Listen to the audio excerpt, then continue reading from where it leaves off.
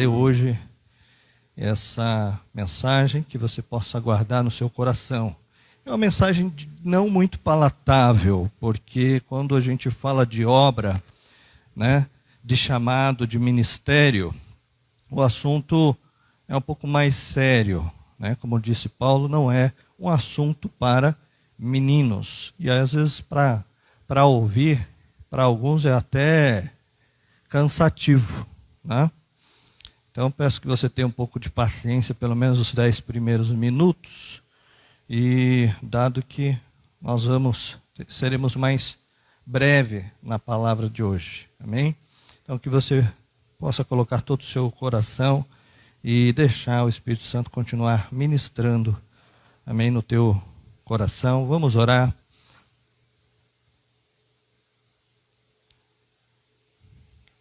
Logo mais nós estaremos lendo a palavra do Senhor, vamos meditar na palavra do Senhor no livro de Daniel, amém? Então você possa já pegar aí a sua Bíblia, amém? Daniel, depois de Ezequiel. Oremos. Pai, em nome do teu Filho amado Jesus Cristo, mais uma vez te agradecemos, bendizemos o teu santo nome, porque verdadeiramente até aqui o Senhor tem nos ajudado, até aqui o Senhor tem nos guardado, até aqui o Senhor tem colocado os teus anjos, Senhor, ao nosso redor, guardado, Senhor, os teus filhos, a tua casa, cada uma das nossas vidas. Obrigado, Pai. Te peço, continua a ministrar os nossos corações, que nós possamos ouvir, reter o que é bem e obedecer a tua palavra. Fala conosco. Em nome de Jesus, toca, Senhor, nossos corações. Guarda, Senhor, toda entrada, cada saída da nossa alma. Coloca os teus anjos às portas, nos guardando, e que, Senhor, nada, Senhor, nos tire da tua presença. Possamos ser sensíveis à voz do teu Espírito Santo. Usa-nos, cobertos pelo sangue do Cordeiro, lavados, remidos e justificados, Senhor, debaixo da tua unção, que possamos ser canal de bênção para o teu reino, e que o seu nome seja glorificado. Nós te pedimos e te agradecemos em nome de Jesus. Amém. Amém. Amém. Esse aqui é um estudo, uma parte de um estudo do pastor Luciano Subirá, somado a algumas outras bibliografias, alguns outros estudos, mas que nos remete a uma reflexão sobre o nosso chamado, sobre a nossa responsabilidade, amém? Sobre os nossos propósitos sobre a terra, né? O que estamos fazendo neste local, qual o propósito de vida que estamos fazendo aqui, né? Nós não fomos gerados única e exclusivamente para o nosso próprio deleite apenas. Há propósito de Deus em cada uma das nossas vidas, amém? Então, vamos meditar a palavra do Senhor no livro de Daniel, profeta Daniel, no capítulo 5. Livro do profeta Daniel, capítulo 5, no versículo 27. Amém? Que diz: pesado foste na balança e achado em falta. A ideia é falar que Deus tem sua própria balança, em que ele, como falou aqui, ele nos pesa. Isso é uma alegoria que nós precisamos entender. E para que a gente consiga entender o pano de fundo por trás dessa história, vamos voltar lá no início do capítulo 5 desse mesmo livro aqui. Vamos ler capítulo 5 do versículo 1 até o versículo 6. Amém? O texto diz assim: o rei Belsazar deu um grande banquete a 1000 dos seus grandes e bebeu vinho na presença dos 1000. Enquanto Belsazzar bebia e apreciava o vinho, mandou trazer os utensílios de ouro e de prata que Nabucodonosor, teu pai, tirava do templo, que estava em Jerusalém, para que neles bebesse o rei e os seus grandes, as suas mulheres e concubinas. Então trouxeram os utensílios de ouro que foram tirados do templo da casa de Deus, que estava em Jerusalém, e beberam nele o rei, os seus grandes e as suas mulheres e concubinas. Beberam o vinho e deram louvores aos deuses de ouro e de prata, de bronze e de ferro, de madeira e de pedra. E no mesmo instante apareceram os dedos de mão de homem, e escreviam de fronte do candeeiro, na caiadura da parede do palácio real. O rei via os dedos que estavam escrevendo. Então se mudou-se o semblante do rei, e os seus pensamentos os turbaram. As juntas dos seus lombos se relaxaram, e os seus joelhos batiam um no outro. Resumindo, né, o rei estava desesperado. Versículo 7. Nós não vamos ler tudo aqui, mas no versículo 7 mostra que o rei manda chamar todos os sábios, os magos, os encantadores, dizendo que quem conseguisse ler aquela escritura, declarasse ou interpretasse, né, seria honrado. Então, o versículo 10 nos mostra que a rainha, a mãe, se posiciona e fala para o rei não se assustar. No verso 11, ela diz, ao teu reino, um homem que tem o Espírito de Deus. Né? O Espírito de Deus, isso aqui é uma pessoa que não era, né, não conhecia Deus. Né? E ela explicava, havia um homem que no dia dos seus pais achou nele sabedoria como sabedoria dos deuses. Seu pai, o rei Nabucodonosor, o constituiu chefe dos magos, encantadores, dos feiticeiros, porquanto o espírito excelente, inteligência, interpretação de sonhos, declarações de enigmas e soluções de casos difíceis se acharam nesse Daniel, a quem o rei pusera de Beltesazar. Chame-se, pois, Daniel, e ele dará a interpretação. Verso 13 diz que Daniel, introduzido à presença do rei, eles conversam, o rei, na verdade, diz que esperava dele a interpretação. Né? Daniel, nessa altura do campeonato, né, já muito tempo na Babilônia, já idoso, servindo já de gerações, já entra chutando balde, né, no verso 17. Então respondeu Daniel, os teus presentes ficam contigo e dá os teus prêmios a outros. Em outra palavra ele está dizendo, olha, quero nem saber o que você acha, o que pode soar como recompensa. Eu estou aqui para te dar uma mensagem sem intenção nenhuma de te agradar. E o texto nos diz o seguinte, ele termina o verso 17 dizendo, olha, eu lerei ao rei a escritura e farei saber a interpretação. 18, ó rei, o Deus Altíssimo deu a Nabucodonosor, teu pai, o reino e grandeza, glória e majestade. Por causa da grandeza que lhe deu, povos e nações, e homens de todas as línguas tremiam e temiam diante dele. Matava quem queria, e a quem queria deixava com vida. A quem queria exaltava, e a quem queria abatia. Vou fazer um parênteses aqui. Babilônia se tornou, na história da humanidade, um primeiro império de proporções mundial. O primeiro reino que dominou e subjugou todos os outros reinos da terra.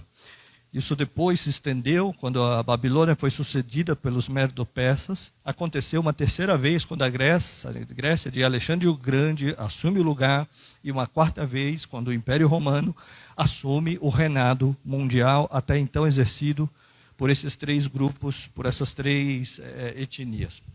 Depois, com o final do Império Romano, nunca mais houve o reino, uma dominação global. Houve tentativas, né? Tipo Napoleão e outras, mas ninguém nunca mais conseguiu essa façanha. Então tenta imaginar nesse momento, se até hoje nunca mais houve uma repetição disso, naqueles dias era a primeira vez que alguém dominava toda a terra. Daniel está se dirigindo a Belsazzar, filho de Nabucodonosor, o homem que governou toda a terra nos seus dias. Então, se fôssemos trazer para a realidade de hoje, nós podemos dizer que ele não está diante do presidente do Brasil, ele não está diante do presidente dos Estados Unidos, ele está diante do presidente mundial, do presidente do mundo daquela época, o presidente de todos os povos, de toda a terra. E o relato continua. No verso 20, quando, porém, o seu coração se elevou, e o seu espírito se tornou soberbo e arrogante, foi derribado do seu trono real e passou dele a sua glória. Foi expulso dentre os filhos dos homens, e os seus seu coração fora feito semelhante dos animais, e a sua morada foi como jumentos malteses. Deram-lhe a comer ervas como aos bois, e do orvalho dos céus foi molhado o seu corpo, até que conheceu que Deus, o Altíssimo, tinha domínio sobre o reino dos homens, e a quem quer constitui sobre ele. Depois, mais detalhes sobre isso, está no capítulo 4 do livro de Daniel. Ele foi advertido em sonhos que se seguisse com o coração soberbo, como ele estava falando da grande Babilônia que ele tinha edificado, Deus ia mostrar para ele quem que mandava ali. Então esse homem passa 7 anos fora de si, sem juízo, vivendo como um animal no meio dos animais, até que se humilhou diante de Deus e o Senhor lhe devolveu a glória. Daniel trata disso como um episódio conhecido por todos e diz no versículo 22, tu, Belsazzar, que és teu filho, não humilhaste o teu coração, ainda que sabias de tudo isso. No verso 23, e te levantaste contra o Senhor dos céus, pois foram trazidos os utensílios da casa dele perante ti, tu, os teus grandes, as tuas mulheres, as tuas concubinas, bebestes vinho nele, além disso, deste louvores aos deuses de prata, de ouro, de bronze, de ferro, de madeira e de pedra, que não veem, não ouvem nem sabem, mas a Deus, e cuja mão está a tua vida e todos os teus caminhos, a ele não glorificastes. Detalhe, o banquete feito para os 1000 dos grandes, provavelmente gente de toda a província daquele império mundial, é algo que exigia muito planejamento. Eles já estão no meio da festa, quando Belsazzar dá uma ordem, traga os utensílios sagrados que foram trazidos de Jerusalém, da casa de Deus.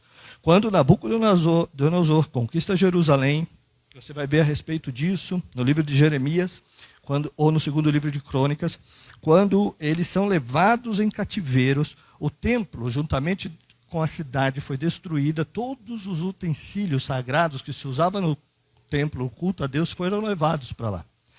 Nesse momento, Belsazzar dá uma ordem. Nós não vamos beber aqui nessa festa em qualquer coisa, não. Ele diz assim, eu vou arrumar uma coisa diferente para a gente beber. E aquilo não era para embelezar a festa. Aquilo era que, enquanto eles cultuavam os seus deuses, era uma maneira de afrontar e profanar os utensílios do culto sagrado a Deus. Ou seja, há uma atitude deliberada de rebelião quando ele age dessa forma. Então, no verso 24, então da parte dele foi enviada aquela mão que traçou essa escritura. E ele diz, essa escritura que se traçou, Mene, Mene, Tekel, Parsim. Essa interpretação daquilo, Mene, a palavra que é apresentada 2 vezes, contou Deus o teu reino e deu cabo dele. Tekel, pesado fostes na balança e achado em falta. Pérez, que é considerado a forma plural de Parsim, dividido foi o teu reino e dado aos medos e aos persas. Versículo 30 diz assim, naquela mesma noite foi morto Belsazzar, rei dos caldeus, e Dario, o Medo, verso 31, com cerca de 62 anos, se apoderou do reino. Em outras palavras, o juízo de Deus se estabeleceu de forma definitiva sobre Babilônia e de uma maneira direta, pessoal, para com Belsazzar. Então eu gostaria que pegássemos este episódio, todo esse acontecimento, num cenário de palavra de juízo que Deus quis que ficasse registrado, não apenas para que a gente soubesse que aconteceu um dia na história, mas para que também a gente pudesse aprender com isso. E eu quero destacar aqui que ao fazer essa menção, pesado fosse na balança e achado em falta, eu quero ressaltar que aqui Deus está falando de uma balança diferente do que nós estamos acostumados. Então Deus está dizendo, pesado foste na balança e achado em falta. Com isso Deus está dizendo o quê?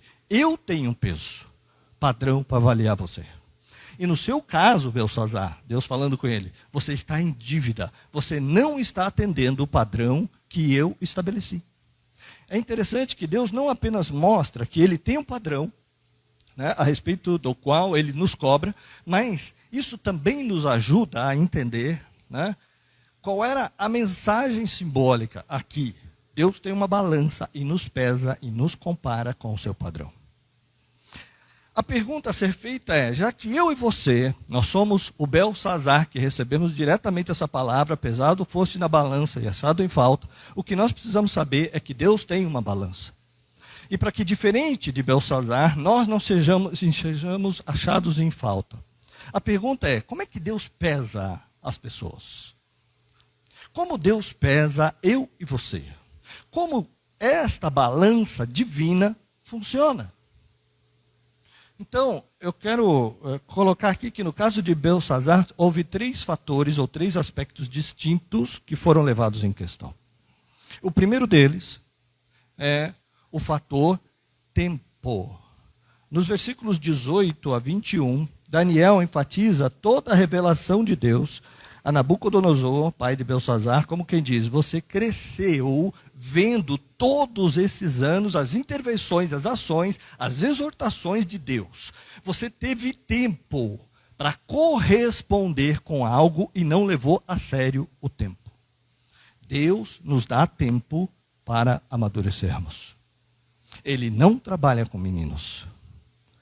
Mas caso você não tenha percebido ainda, o tempo passa.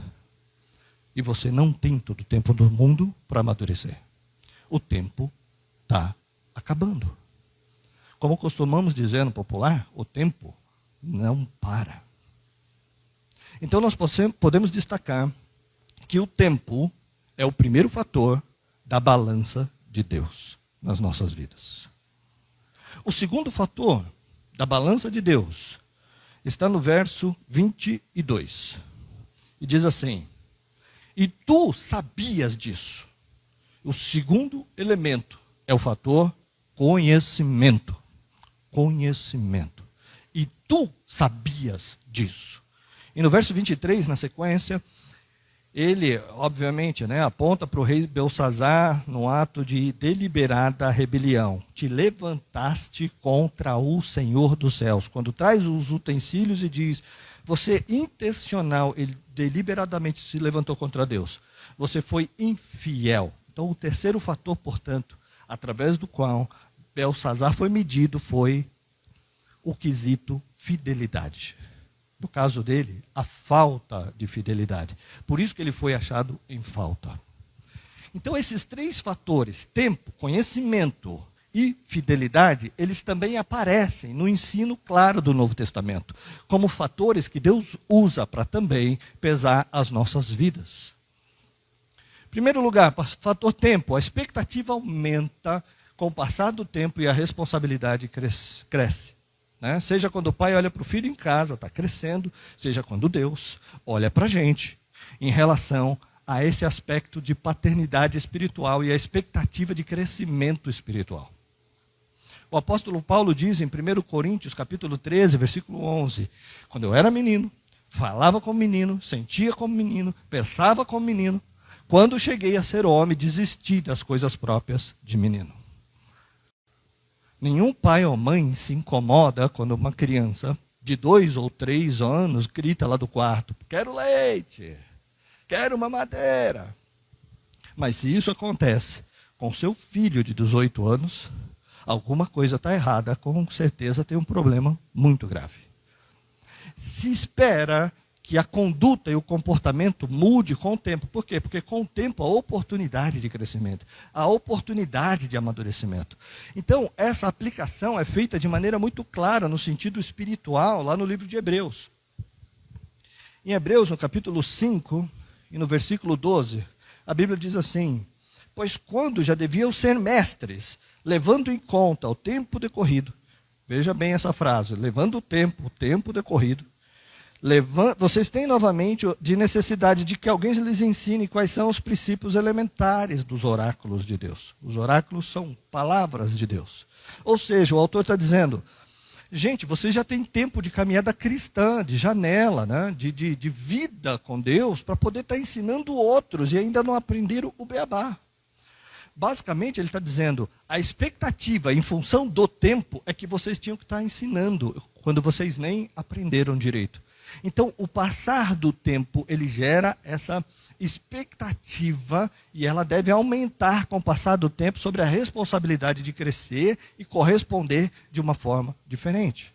1 Timóteo, capítulo 3, versículo 6, o apóstolo Paulo começa no início do capítulo falando sobre aquele que almeja ser bispos, né? Quer não apenas servir a Deus, mas o posicionamento de liderança diante da casa de Deus. Ele mostra que além de desejar isso, de ter o anseio, essa pessoa deve apresentar qualificações. Depois das qualificações, ele ainda será aprovado. Só depois de ser provada é que ela poderá, se depois da prova passar, ser estabelecido.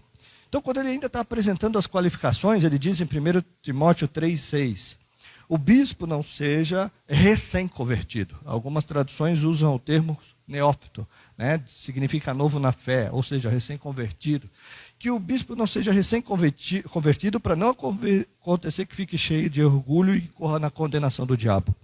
Em outras palavras, o que ele está dizendo é que alguém que não tem muito tempo de caminhada na vida cristã está vulnerável a determinadas ciladas que quem tem tempo e teve a oportunidade para crescer já não estaria tão vulnerável. Não significa que o tempo por si resolva todas as coisas, porque a mensagem de Hebreus 5,12 mostra que tem tempo que o tempo passa e ele não necessariamente corresponde. Mas o tempo é um fator para cobrança estabelecido por Deus, para que haja equilíbrio nesse sistema, para que haja equilíbrio na balança.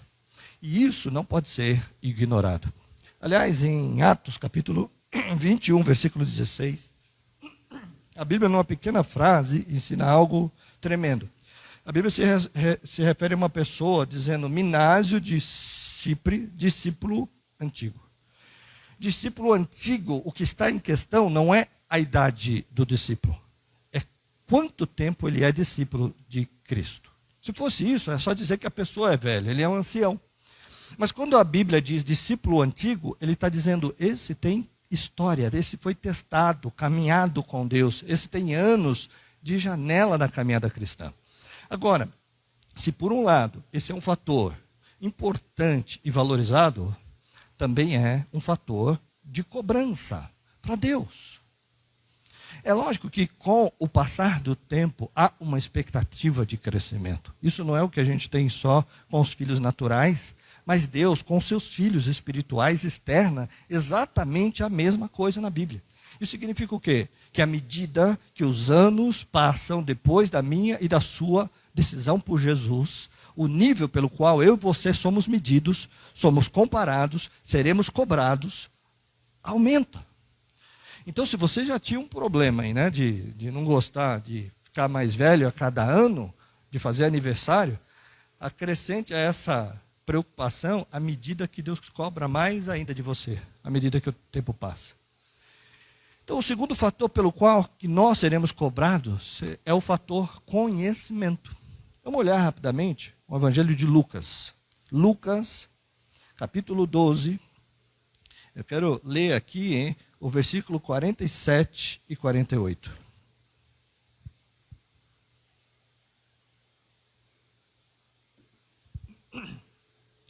Lucas 12, versículo 47 e 48, que diz assim: aquele servo, porém, que conheceu a vontade do seu senhor e não se aprontou, e nem fez segundo a sua vontade, será punido com muitos açoites. Aquele, porém, que não soube a vontade do seu senhor e fez coisas dignas de reprovação, levará poucos açoites. Mas aquele a quem muito foi dado, muito lhe será exigido. E aquele que muito se confia, muito mais lhe pedirão. Então vamos ver. O que esses dois servos, um apresentado no verso 47, o outro no verso 48, o que eles têm em comum? A Bíblia diz que nenhum dos dois fez a vontade do seu Senhor. E não apenas não fizeram o que lhe foi dito que deveria ser feito, mas houve ainda o destaque para as coisas dignas de reprovação. Então nenhum dos dois fez o que se esperava deles. Nenhum dos dois fez aquilo que lhe foi mandado. Isso eles têm em comum. Também nós podemos dizer que eles têm em comum a consequência. Ambos foram julgados, ambos foram punidos, ambos receberam açoites. Agora, o que eles têm de diferente? Não apenas a quantidade de açoites. O primeiro que conheceu a vontade do seu Senhor e não fez, foi punido com muitos açoites. O outro que não conheceu, e porque não conheceu, não fez, foi punido com poucos açoites. Então aqui nós temos um elemento de distinção. Um punido com muito, porque conhecia, e o outro com menos, porque não conhecia. E eu acho que aqui nós temos um fator importante, que é conhecimento. A diferença entre os dois é que quem não conheceu a vontade, o primeiro que conheceu a vontade e não fez, foi julgado por não fazer aquilo que sabia que tinha que ser feito. Mas, pastor, o outro não conheceu. E exatamente por isso vai ser julgado com menos açoite. Porque ele está sendo julgado não só por não fazer, mas ele está sendo julgado por não ter buscado o conhecimento. Então, essas coisas precisam ser levadas em questão. Um julgado porque não correspondeu à altura do conhecimento. O outro por não ter buscado o conhecimento. Então, quando a gente reconhece essas coisas, não dá para desassociar a frase final do versículo 48, quando Jesus diz: a quem muito é dado, muito será exigido. Em outras palavras, você vai ser cobrado na proporção do que você recebe. Ela vale por tempo de vida cristã e vale para o conhecimento. Tempo e conhecimento. Já temos 2 elementos da balança de Deus. Em outras palavras, nós podemos chegar à conclusão de que o conhecimento da verdade, ele não é só um privilégio, ele é também uma responsabilidade. Isso significa que a cada ministração como essa, eu estou aumentando o peso de responsabilidade sobre cada um de vocês. Eu estou colocando um pouquinho mais de peso naquela balança, naquele referencial, no padrão pelo qual Deus irá cobrar você. E quando nós olhamos para a Escritura, é evidente que o juízo é proporcional ao conhecimento. Então, essas coisas precisam trazer temor ao nosso coração. Isso significa que conhecer a verdade não é apenas um privilégio, é uma responsabilidade. Diante de um cenário desse, nós como seres humanos, logo pensamos, então é melhor não conhecer.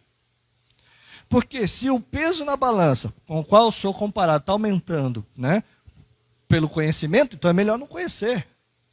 Mas esse pensamento é errado. Por quê? Quem não conhece não pode ser fiel e também vai ser julgado por não se preocupar em corresponder à expectativa dele. E o que Deus está dizendo é que é possível corresponder. O Deus justo que vai nos julgar depois não seria injusto em comunicar algo para mim e para você que não está no nosso alcance fazer. Aliás, é para isso que nós temos a graça de Deus. Não é para justificar a desobediência, é para empoderar a nossa obediência. É para capacitar a atender à expectativa dele.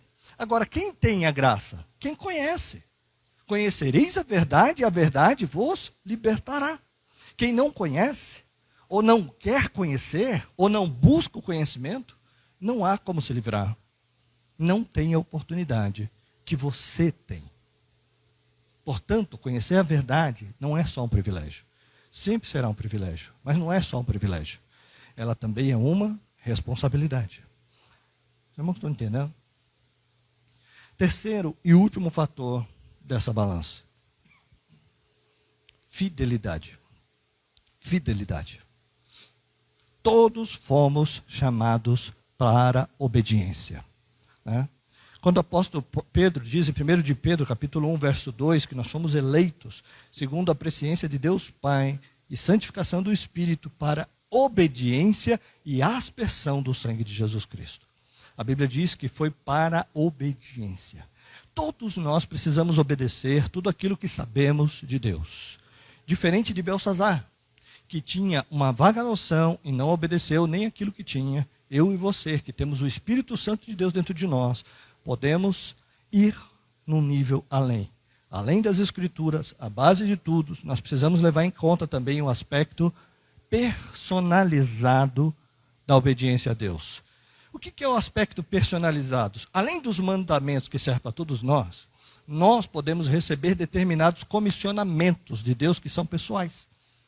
Como nós temos diversos exemplos na vida de Paulo, e ele mesmo relata, em Atos capítulo 6, verso 19 em diante, onde Deus dá determinados comissionamentos específicos para a vida de Paulo e para cada um dos seus discípulos.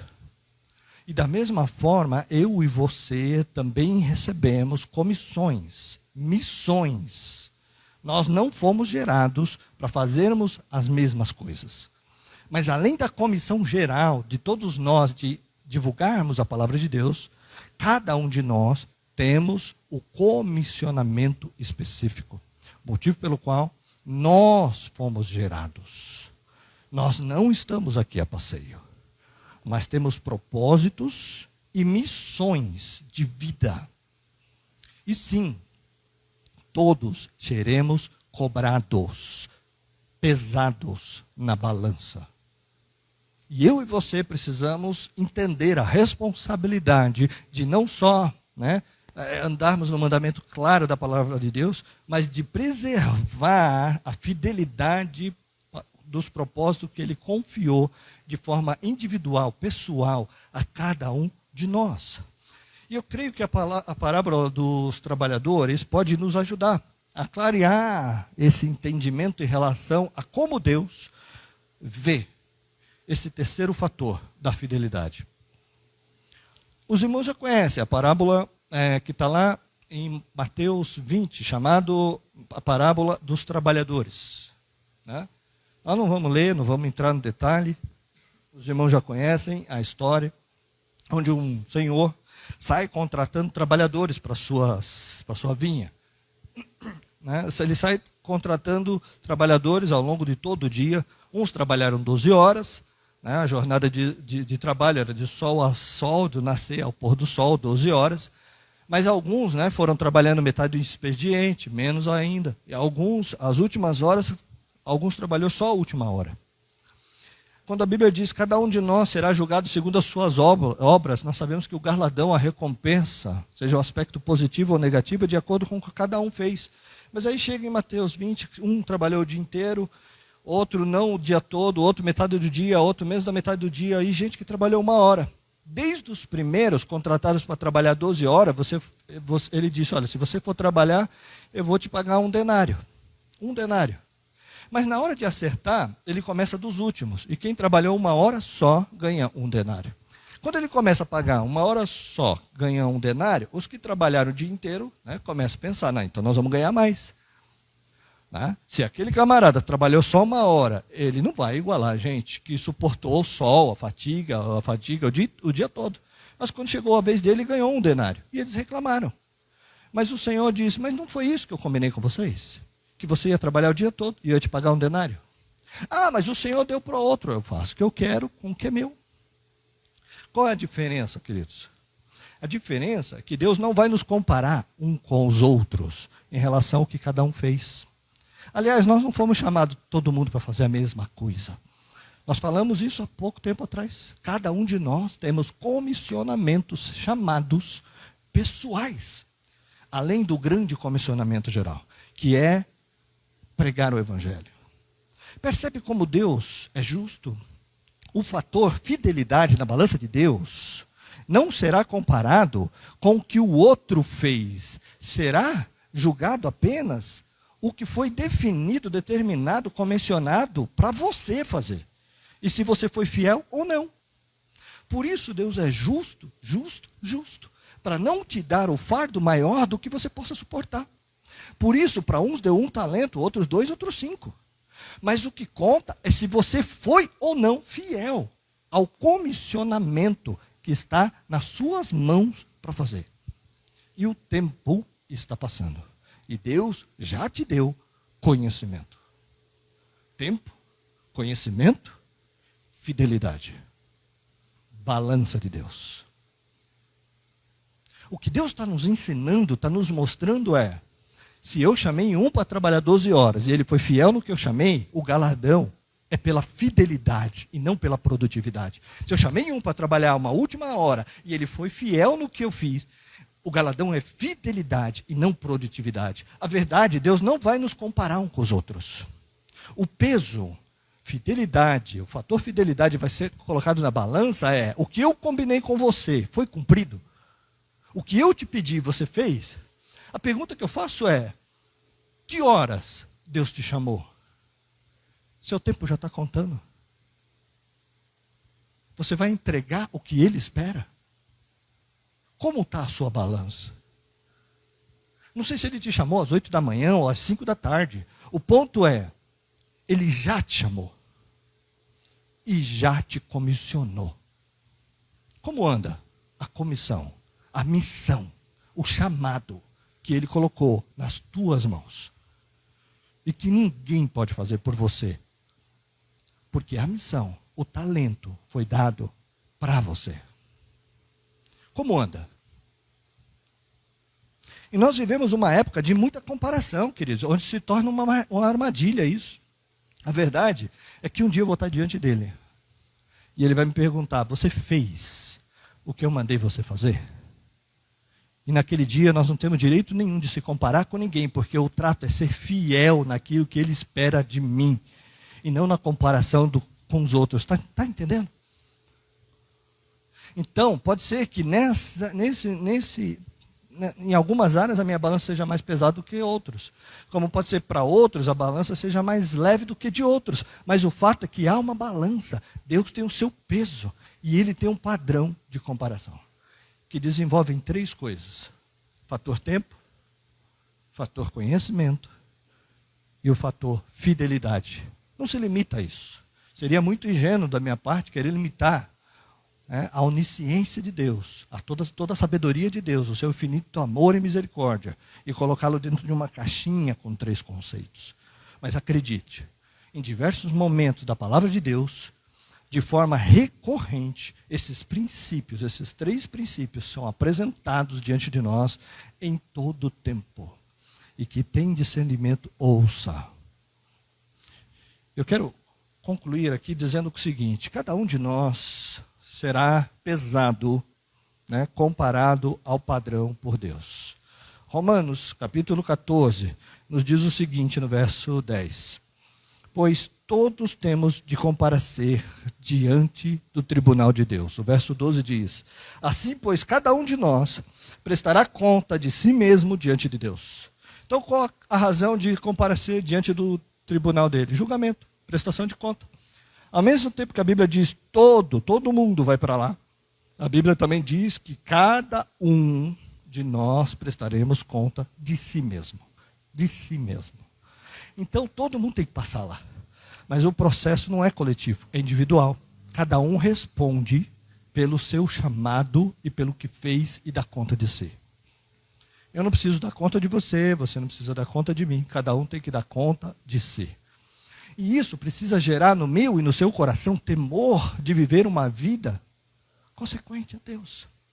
Pastor, mas se você parar para pensar que Deus vai te julgar no final, não é um negócio aterrorizante? Aterrorizante seria descobrir o julgamento só quando chegasse lá. Aí você não teria tido oportunidade nenhuma de mudar o teu estilo de vida e se arrepender. Deixarmos de sermos velhos, mas meninos. E negligentes com a missão que cada um de nós temos.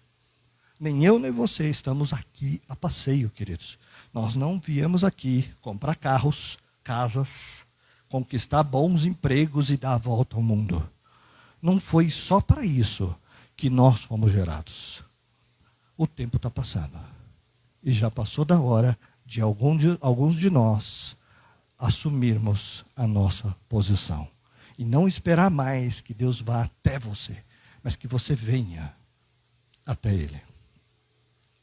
Mas que todos nós, ao invés de ouvirmos essa palavra com peso, possamos alegrar o nosso coração pelo amor e pela misericórdia de Deus, de mais uma vez nos alertar e nos avisar e nos dar nesta noite mais uma das suas infinitas oportunidades antes que o tempo se acabe. Como que essa mensagem é ruim? É ruim para quem quer desfrutar do bônus sem o ônus do compromisso com Deus. E eu quero deixar aqui essa mensagem para mim e para você, queridos, para que nós juntos possamos estar lá e ouvindo naquele dia diante do Senhor, servo bom e fiel. Entra para o desfrute do seu Senhor. Quem tem ouvido, ouça. E que você possa reter o que é o bem. Amém, queridos? que todos nós possamos dizer amém. Amém. Deus não nos chamou para trabalhar, querido. Ele chamou para nós nos relacionarmos com Ele. Mas quem se relaciona com Deus, não tem como não querer fazer o que Ele faz. Não tem como não querer cumprir e agradar o coração dEle. Entende? Se você se relaciona com Deus de verdade, não tem como você olhar só para o seu umbigo. Se você não está preocupado com Deus, com o reino de Deus, se você não está preocupado em se posicionar com tudo que Deus tem te dado, com as oportunidades que Deus te dado, e cumprir a missão, o chamado pelo qual você está passando por essa terra, você não está se relacionando com Deus.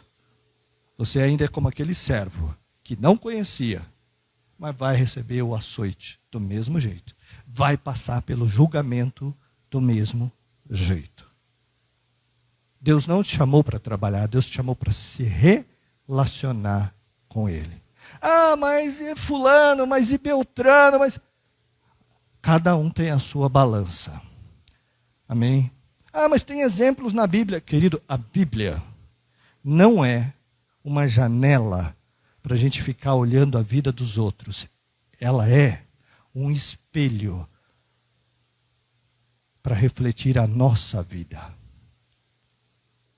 Como está teu tempo? Você tem se dedicado a buscar conhecimento e a tua fidelidade. Todos nós seremos julgados. Amém?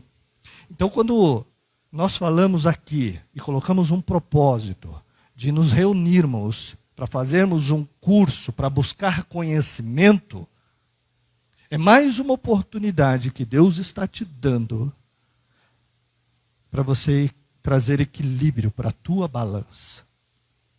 Sabe por quê? Porque você vem aqui no curso porque você se relaciona, porque você ama. Do contrário, é só trabalho, é uma troca. E Deus não precisa fazer troca com ninguém. Que você faça por amor, que você responda ao chamado que Ele deu, a comissão que Ele deu para você. A comissão que Ele colocou nas tuas mãos, que eu não posso fazer por você. Assim como você não pode fazer. Porque você recebeu talentos que eu não recebi. Eu recebi talentos que você não recebeu. Todos nós passaremos pela balança de Deus. Deus tem herança, Deus tem desfrute, Deus tem bênção, mas Deus é um pai que ama, e um pai que ama quer ver o filho crescer. Deus está nos chamado para crescer. Amém? Que essa palavra encontre terra fértil no teu coração e possa nos despertar o que estamos fazendo do nosso tempo. O que nós estamos fazendo enquanto passamos nessa terra. Deus já disponibilizou todas as bênçãos para os seus filhos. Fique em paz, porque a mesa que está sendo provida até aqui, foi Ele, é por Ele. Não se preocupe com o amanhã. Não andeis ansiosos com coisa alguma, mas descansa. Busca o reino de Deus e a sua justiça e fica em paz, que todas, não são algumas, todas as coisas vos serão acrescentadas. Deus tem cuidado de vós. Deus tem provido a sua mesa. Que sejamos servos bons e fiel. Amém? Felizes por saber que o que precisamos é Deus que conquistará, porque é Ele que conquista e luta as nossas guerras. Porque do contrário, você vai louco, diz a Bíblia. Amanhã perderão a tua alma, ou seja, o teu tempo vai acabar. E o que você tem para apresentar diante da balança de Deus. Isso não anula a graça, mas não anula o fato de que Deus é justo, justo, justo, santo, santo, santo. Deus abençoe a sua vida e que essa semente encontre terra fértil para fazer você continuar caminhando firme. Que Deus não é homem para que minta, nem filho do homem que se arrependa. Não vamos brincar de ser filho de Deus. Você é filho de Deus, chamado, escolhido, eleito, sacerdócio, santo. Deus te chamou para propósito. Que você possa responder o chamado de Deus. E Ele tem sim chamado na tua vida. Amém? E se você se colocar na sua posição, é Ele que vai te capacitar. Ele não chama capacitados, Ele capacita aqueles que Ele chamou. É Ele que vai pelejar por você. Amém? Vamos ficar em pé. Que Deus abençoe a tua vida. Que você possa crescer juntos. Possamos crescer como exércitos maduros. Amém? Quando era menino, falava como menino. Passou o tempo de menino. Nós estamos caminhando para o fim dos tempos, queridos. Não dá mais para ficar querendo só desfrutar enquanto o tempo está passando.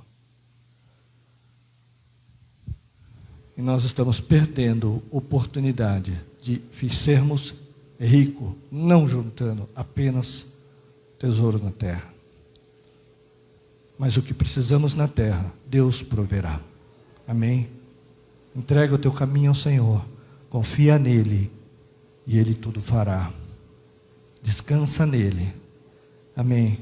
E que o teu coração verdadeiramente possa dizer: Deus, eu confio em Ti.